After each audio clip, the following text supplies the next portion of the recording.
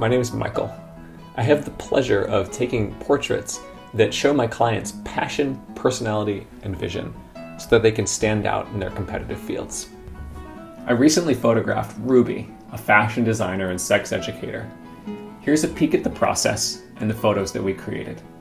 First, I asked Ruby about what she wanted to communicate in the photos, who she wanted to see them, and what parts of herself were easy for her to share on camera and what parts needed support in order to show up. What photo would you want to use to communicate with someone about you as a fashion designer? I think the very kind of like classical portrait style one. Pretty much a close-up of my face, and I have like a big blue scarf on. I think that one is sort of the most professional. But I also really like this one of me. I have like a huge grin on my face.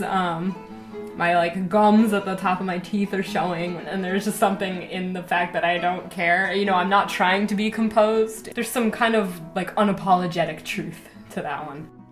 I draw on my coaching skills to simultaneously respect my clients' boundaries and challenge them to step out further so that they're in charge of how they show up in the world. What photo would you use to communicate about who you are as a sex educator?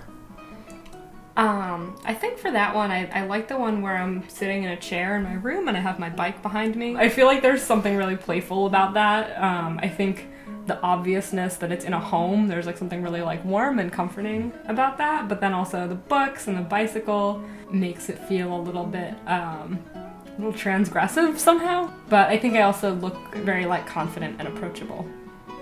What's transgressive about the books and the bicycle?